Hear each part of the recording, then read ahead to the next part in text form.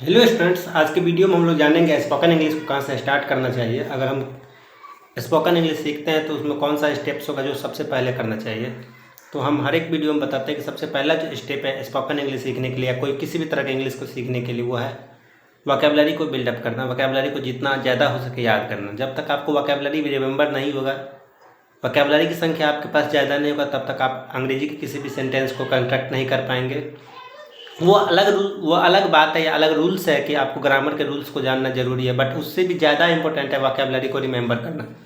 जब तक आपके पास वोकैबुलरी का भंडार नहीं होगा, उसका इकट्ठा संग्रहित रूप नहीं होगा, तब तक आप अंग्रेजी के सेंटेंसेस को क्रिएट नहीं कर पाएंगे, उसे जनरेट नहीं कर पाएंगे।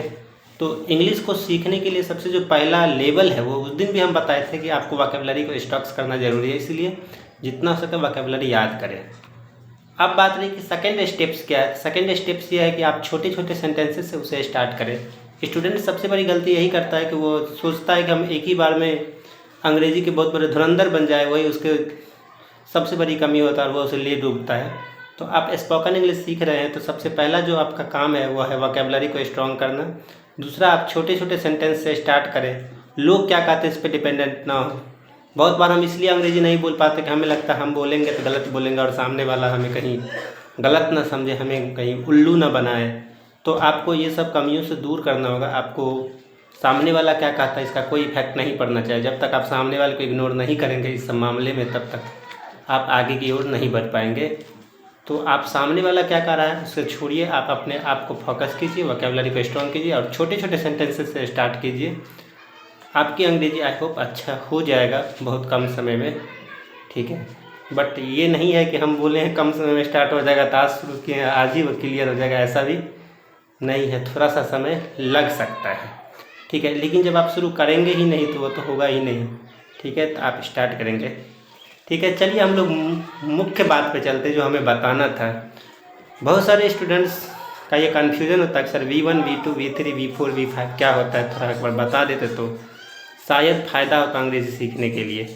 तो V1 और V2 V3 V4 V5 क्या होता है, इसे हम लोग छोटा सा रूप में समझते हैं।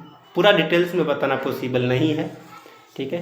फिर भी हम कोशिश करते हैं आपको छोटे से वीडियो में समझाने की। तो V1 जो होता है वो हमेशा प्लुरल होता है, ठीक है। और V1 का यूज जो किया जाता है वो प्लुरल सब्जेक्ट के साथ किया जाता है। वही V2 जो होता है वह पास्ट फॉर्म होता है, ठीक है। इसका यूज हम लोग पास्ट टेंस में ही करते हैं, खास करके पास्ट इंडेफिनिट में करते हैं, ठीक है। और V1 जो होता है बस प्लुरल होता है, आपको बता दिया है। V2 पास्ट होता है। वही V3 की बात करेंगे तो एक परफेक्ट फॉर्म है। कौन सा फॉर्म है? Perfect form. वर्ब का जो परफेक्ट फॉर्म होता है वही V3 होता है। V4 कंटिन्यूअस फॉर्म होता है। डैट मीन्स वर्ब में जब हम लोग ING जोड़ देते तो वह V4 बन जाता है। वह बात अलग है कि V4 जो है कभी कभी जिरंट का भी काम करता है, साथ ही वो कभी कभी पार्टिसिपल का भी काम करता है। वो एक अलग रूल्स है, उसको आप अभी टच नहीं करेंगे। अब सिर्फ आप इतना जानेंगे कि V1 में जब हम लोग ING जोड़ेंगे तो वो V4 बनेगा। वहीं बात करें V5 का तो V5 जो है वो V1 में ही हम लोग SES या IES जोड़ करके बनाते हैं तो वो V5 बन जाता है। और V5 जो होता है वह सिंगुलर होता है। V1 वहीं प्लुरल होता है जबकि V5 जो है वो सिंगुलर होता है। V2 जो है वह पास्ट फॉर्म होता है। V3 जो है परफेक्ट फॉर्म होता है। V4 जो है वह कंटिन्यूअस फॉर्म होता है। ये सभी वर्ब के फॉर्म है। चलिए एक वर्ब लेकर के हम आपको दिखाते हैं। जैसे रीड का सेकेंड फॉर्म रेड होता है, थर्ड फॉर्म रीडी होता है, फोर्थ फॉर्म रीडिंग होता है, फिफ्थ फॉर्म रेड्स होता है। एक और वर्ब लेते हैं जो थोड़ा इरेगुलर टाइप का हो, जैसे गो का सेकेंड फॉर्म वेंट होता है, थर्ड फॉर्म गॉन होता है, फोर्थ फॉर्म गोइंग होता है, फिफ्थ फॉर्म गोज होता है। इस तरीके से आपके वर्ब को फॉर्म्स को याद करना होगा। जब आप वर्ब्स के फॉर्म को याद कर लेंगे तो उसके बाद आपको टेंस जैसे टॉपिक्स जो उसके स्ट्रक्चर्स को कमांड करना जरूरी पड़ेगा। उसके स्ट्रक्चर्स को आप रिमेंबर करेंगे, याद करेंगे, फिर आप धीरे धीरे स्टार्ट करेंगे तो आपकी काम आसान होगा, ठीक है। तो V1 प्लुरल फॉर्म होता है, V2 पास्ट होता है, V3 परफेक्ट होता है, V4 कंटिन्यूअस होता है, V5 सिंगुलर होता है। क्या होता है? सिंगुलर। वही V1 की बात करें तो वह प्लुरल होता है। इसे आप डिटेल्स में सब्जेक्ट वर्ब एग्रीमेंट में जान पाएंगे कि किस सब्जेक्ट के साथ हम कौन सा वर्ब अप्लाई करेंगे। फिर भी यहाँ समझ लीजिए थोड़ा सा। V1 का जो यूज करते हैं हम लोग प्लुरल सब्जेक्ट के लिए करते हैं, वही V5 का जो यूज हम लोग करते हैं सिंगुलर सब्जेक्ट के लिए करते हैं। ऐसा नहीं है कि सब्जेक्ट वर्ड एग्रीमेंट में सिर्फ इतना ही बताया गया कि V1 का यूज कहाँ करेंगे, V5 का यूज करेंगे। इसके अलावा भी बहुत सारे टिप्स एंड ट्रिक्स है जो सब्जेक्ट वर्ड एग्रीमेंट जैसे टॉपिक्स के अंदर कवर किया गया है, जिसका जो मेन टॉपिक है वह है सिंटैक्स। सिंटैक्स के अंदर ही एक टॉपिक्स आता है, सब टॉपिक्स आता है, जिसको हम लोग बोलते हैं subject word agreement. And subject word agreement is a very dangerous and very important topics for English student. ठीक है, तो आप इसे इग्नोर नहीं कर सकते, ये बहुत ज़्यादा ज़रूरी है इंग्लिश वाले स्टूडेंट के लिए सब्जेक्ट वर्ड एग्रीमेंट को समझना। इतना ही नहीं, अंग्रेजी के सारे टॉपिक्स एक दूसरे से कनेक्ट है। ऐसा नहीं है कि आप एक टॉपिक्स को कवर करेंगे, एक को छोड़ेंगे तो आपका अंग्रेजी मजबूत होगा।